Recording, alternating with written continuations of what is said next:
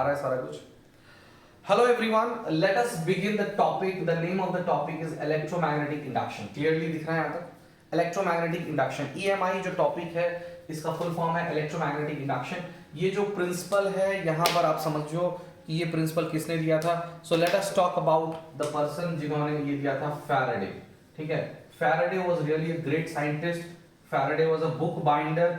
किताब के दुकान पे वो किताब को बाइंड करते थे, बुक बाइंडर थे वो, और धीरे धीरे जो है एक बहुत बड़ा नाम क्रिएट किया उन्होंने। और आज हम उनके ही इस प्रिंसिपल को पढ़ेंगे, इस इलेक्ट्रोमैग्नेटिक इंडक्शन के बारे में पढ़ेंगे। देखिए, इलेक्ट्रोमैग्नेटिक इंडक्शन का जो ये चैप्टर है इसमें हम समझते हैं कि आखिर हो क्या रहा है। तो सबसे पहले I would like to define magnetic flux. This is magnetic flux, जिसको आप इस तरीके से लिखेंगे कि this is B A cos theta. देखिए, ये मैग्नेटिक फ्लक्स का एक्सप्रेशन है। I would like to write here the expression is, यहाँ पर इसको आपने लिखा है मैग्नेटिक फ्लक्स। तो this is the magnetic flux. इस मैग्नेटिक फ्लक्स का जो एक्सप्रेशन है वो मैंने लिख दिया है। आप इसको ऐसे सोच सकते हैं कि this is the dot product of magnetic field और एरिया वेक्टर। ठीक है, और यहाँ पर आप जब इसका एक्सप्रेशन करेंगे, डॉट प्रोडक्ट जाता है B A cos theta. Theta is the angle between these two vectors, namely B vector and A vector. I hope it is clear to you. ठीक है, अब यहाँ पर देखिए ये जो EMI है इस चैप्टर में हो क्या रहा है। तो बेसिकली इंड्यूस्ड EMF पैदा हो रहा है। क्या पैदा हो रहा है? Induced EMF। इंड्यूस्ड EMF का मतलब होता है इलेक्ट्रोमैग्नेटिक EMF, यानी कि पोटेंशियल डिफरेंस।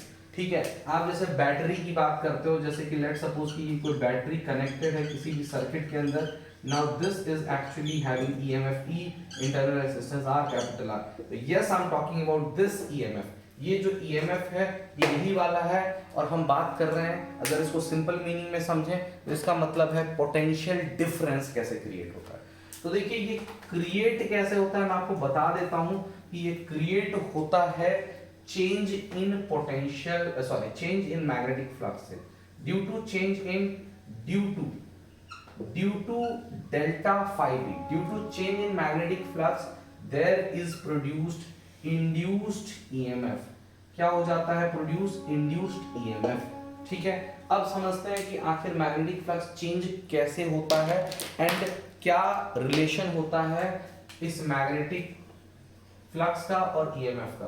तो देखिए, E का वैल्यू होता है minus D phi B upon D T.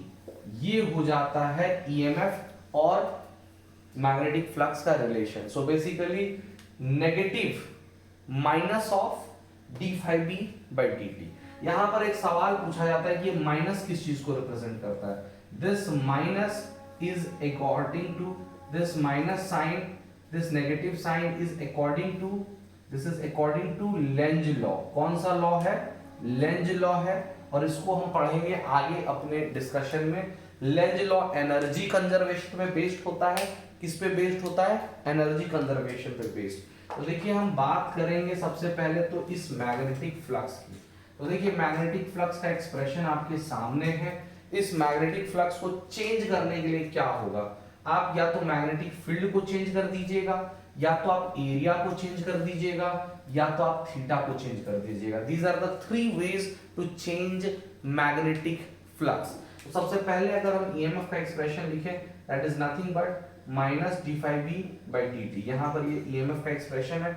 अब देखिए, थोड़ा आगे बात करते हैं कि अगर हम EMF प्रोड्यूस करना चाहते हैं बाय चेंजिंग मैग्नेटिक फील्ड, तो इसका एक्सप्रेशन हो जाएगा minus A cos theta and this will be dB by dt। आप देख सकते हैं यहाँ पर मैग्नेटिक फील्ड चेंज किया है, और इसकी वजह से जो है EMF प्रोड्यूस हुआ है, और बाकी के टर्म्स यानी कि एरिया थीटा कांस्टेंट है।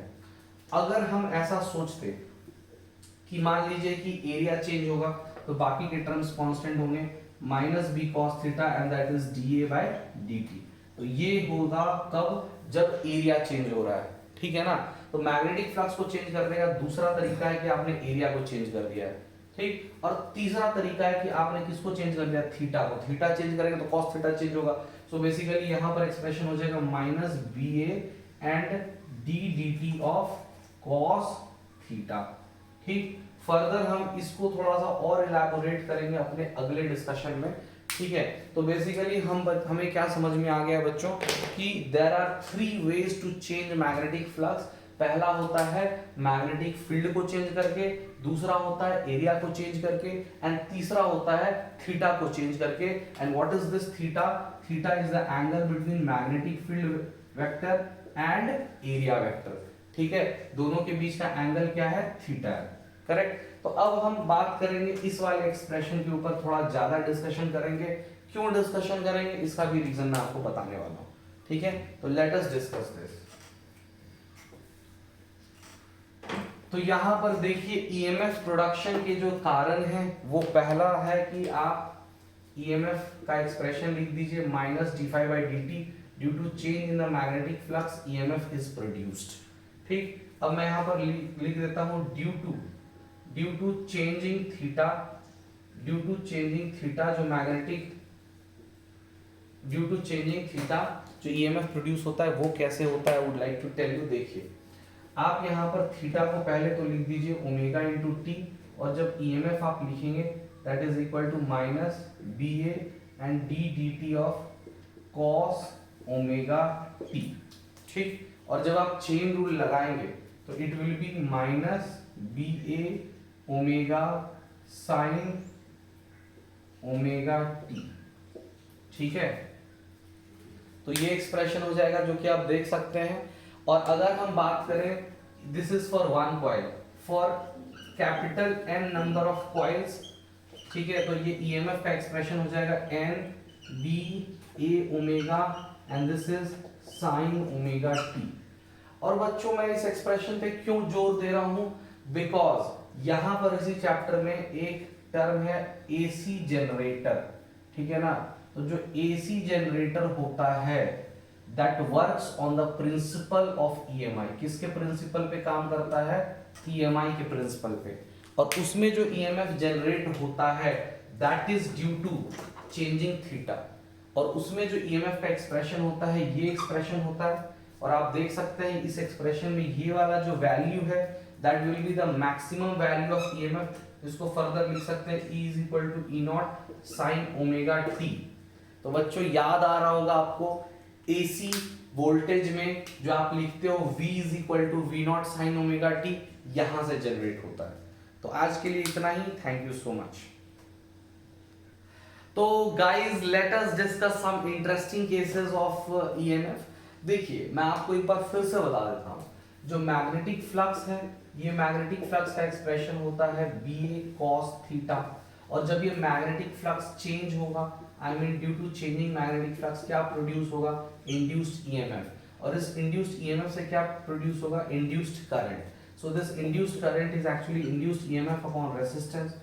ठीक है, और ये क्या हो जाएगा? ये हो जाएगा minus delta phi B upon delta T. आप इसे डिफरेंशिएशन के फॉर्म में भी लिख सकते हैं।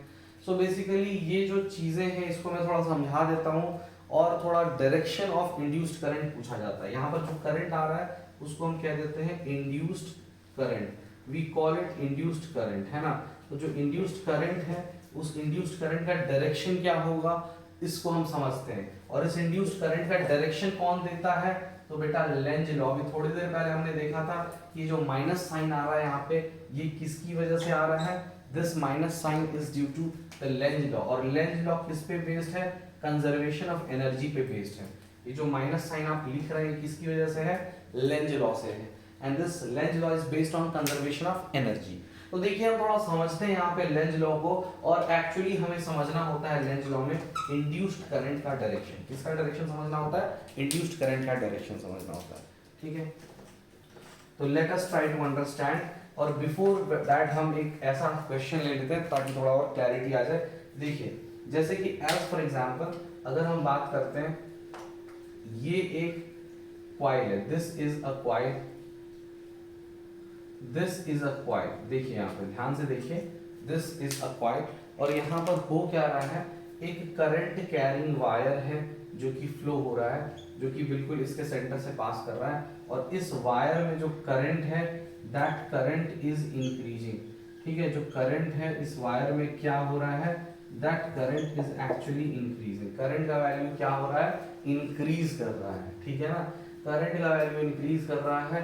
तो अब इसमें बोला गया है यहाँ पे डायरेक्शन ऑफ इंड्यूस्ड करंट, ठीक है, इसमें पूछा गया है direction of induced current, direction of induced current in coil, ठीक है। और यहाँ मैं आपको बताना चाहता हूँ कि ये एनसीईआरटी का क्वेश्चन है, this is the question of NCERT, ठीक है। तो देखिए ध्यान से देखिए इसको, सबसे पहले तो आपको बताना चाहता हूँ कि ये जो करंट है, इस करंट की वजह से जो मैग्नेटिक फील्ड होगा, that magnetic field will be along the coil, है ना। मैग्नेटिक फील्ड कैसा होगा, अलोंग द कॉइल, और मैग्नेटिक फील्ड का जो एक्सप्रेशन होगा that is mu naught times I upon 2 pi R, ठीक है, यही एक्सप्रेशन होने वाला है, करेक्ट है expression.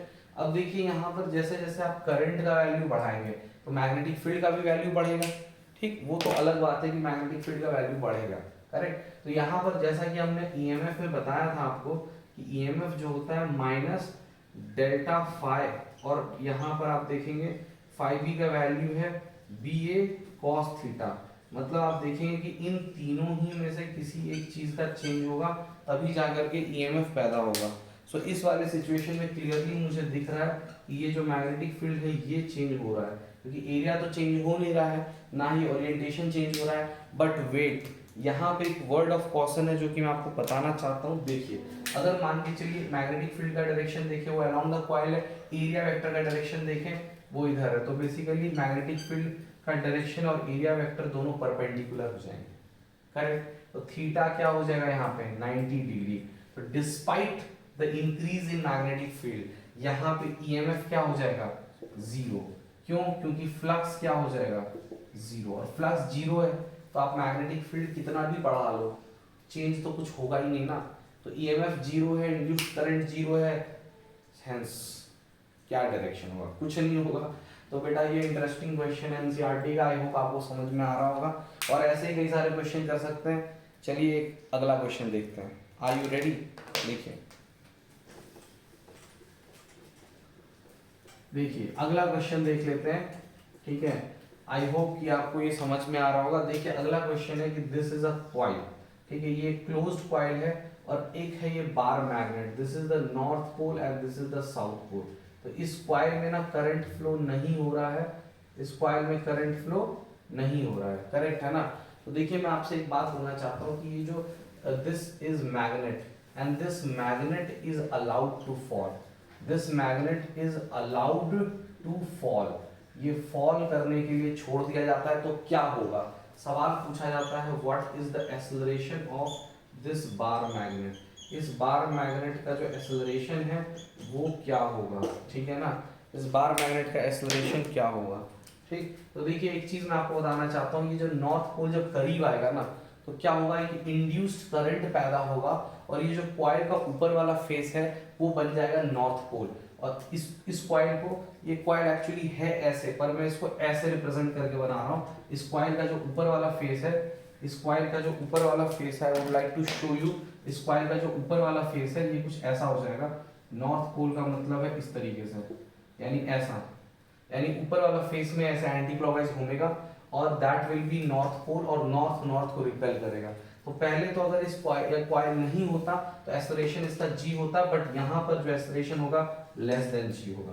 What is the acceleration of the bar magnet, less than g, why, क्योंकि यहाँ पर जो ऊपर वाला फेस होगा वो ड्यू टू ईएमआई क्या होगा, वो नॉर्थ पोल बन जाएगा, और नॉर्थ पोल को रिपेल करेगा। थोड़ा यहाँ पर मैंने लेंज लॉ की भी बातें कर दी है, मैं उसको थोड़ा एक अलग सेपरेट सेगमेंट में बनाऊंगा, लेंज लॉ का एक सेपरेट वीडियो दूंगा।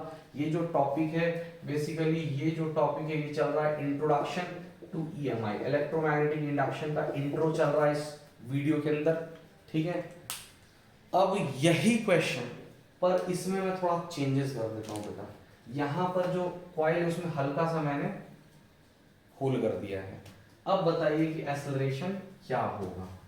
तो अब मैं आपको बताना चाहता हूँ कि यहाँ पर जो एक्सेलरेशन होगा वो क्या होगा, दैट विल बी g, क्यों, क्योंकि जब ये कॉइल है और ये कॉइल जो है कंप्लीट नहीं है तो इसमें जो ईएमएफ, मान लीजिए जो भी ईएमएफ आप बोलेंगे पैदा होगा, तो क्या इंड्यूस्ड करंट हो पाएगा, क्या करंट फ्लो कर पाएगा, इसमें नहीं फ्लो कर पाएगा करंट, ठीक है। तो जब करंट नहीं फ्लो कर पाएगा, अपर फेस नॉर्थ पोल नहीं बनेगा तो रिपल्सन नहीं होगा। हेंस अगर एक बीच में होल कर दिया जाए तो एक्सेलरेशन जो है वो इस बार मैग्नेट का क्या होगा, जी होगा। I hope you like this question. और बेटा ऐसे ही कई सारे क्वेश्चंस के लिए बने रहिए बेटा हमारे चैनल पे। बस ये इंट्रोडक्शन है, कहानी अभी बाकी है। तो till then thank you so much. Next video में मिलेंगे, हम लेंज लॉ के बारे में बात करेंगे।